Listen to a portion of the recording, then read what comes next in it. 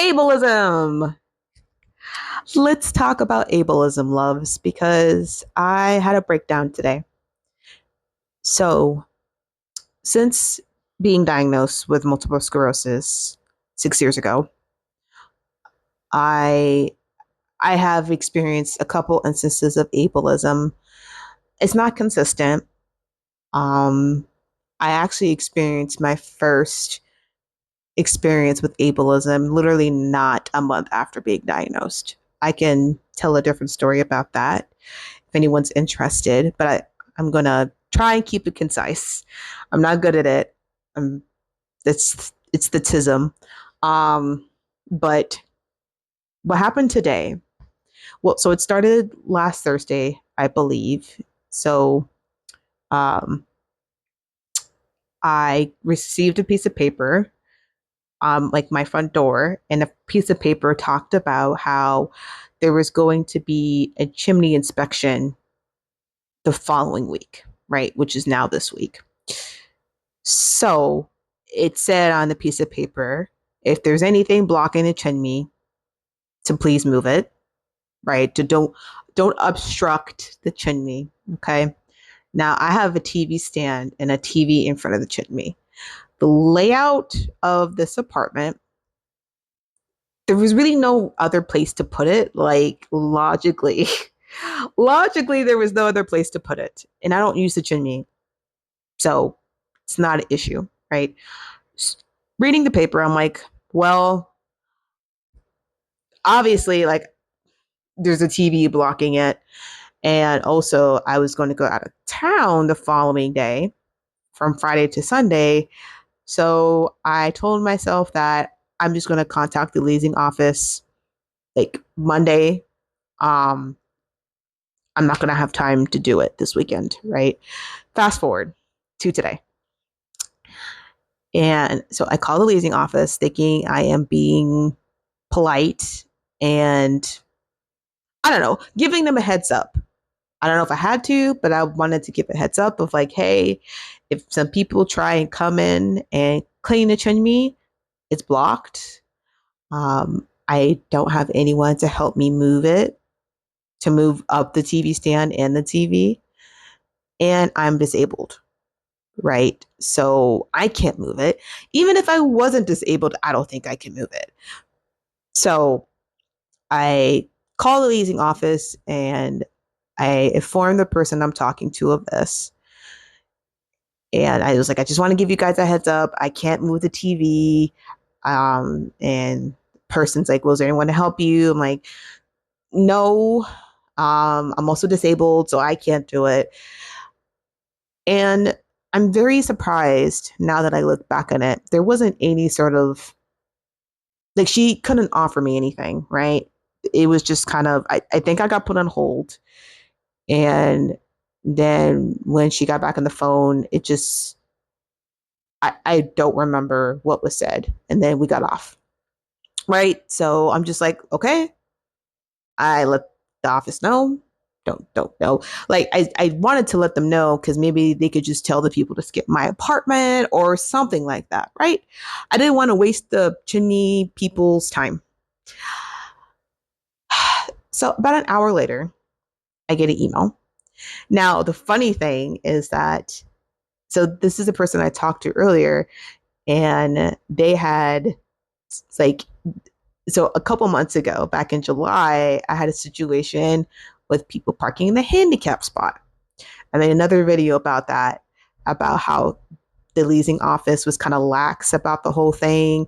There wasn't any such of urgency about contacting the owner to move their car or to tow it.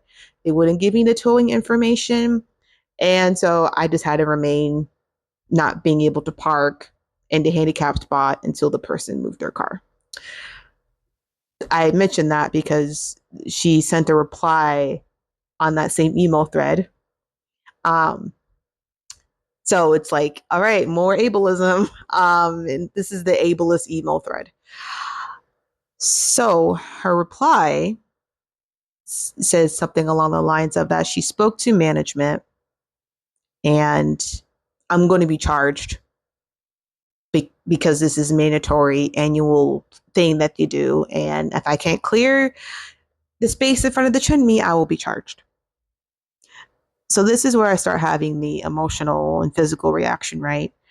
I immediately start shaking. My ears start to sting. I am a very sensitive person and I dysregulate very easily.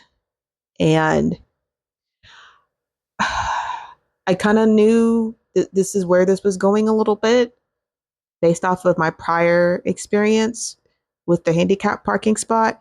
And this is just leasing offices, I think. They just care about their rent, right? Which I do pay on time.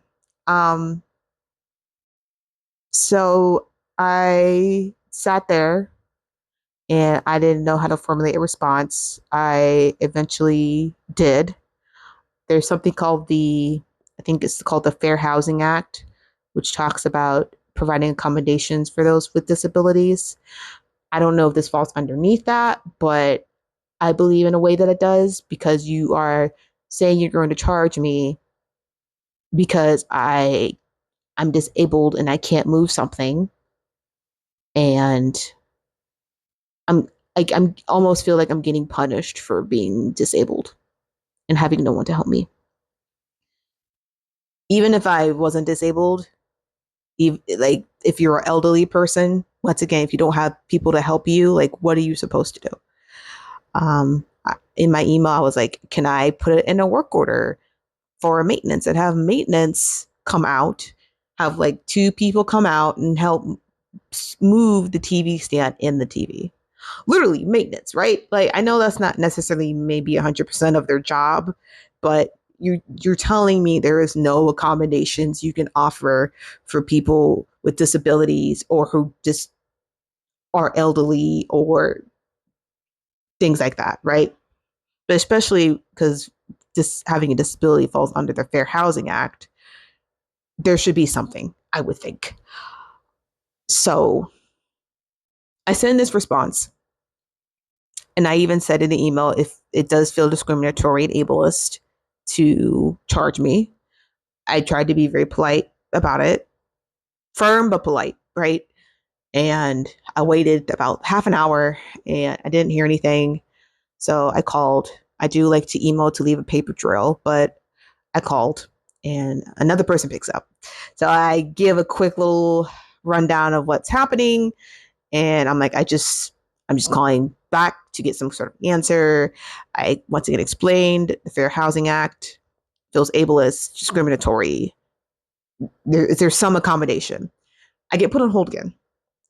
They come back and they're like, the property manager will email you by the end of the day. Never got an email. And I before we got off the phone, I asked the person, I'm like, am I going to get charged for something that's beyond my control? I don't know. They will email you. So got off the phone and I didn't start crying about it until I was recounting the story to someone else over what was happening. And I started crying and I started saying, I didn't ask for this.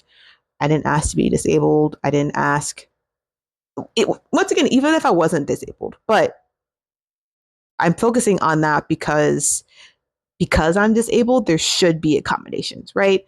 There may not necessarily be accommodations if you're not disabled, but because I am, I'm just like, there's no help you guys can give, and I'm just going to be charged, like once again, punished. Um, it sucks. It sucks, and I really like living here. I've had apartment trauma, townhouse trauma, and I really, really did my research. And besides the two instances of ableism, I've enjoyed living here. But I don't know what to do. Um, I don't know if there's anything I can do. That's it. That's it. I just want to put it out there and just say that being disabled sucks. Being disabled sucks.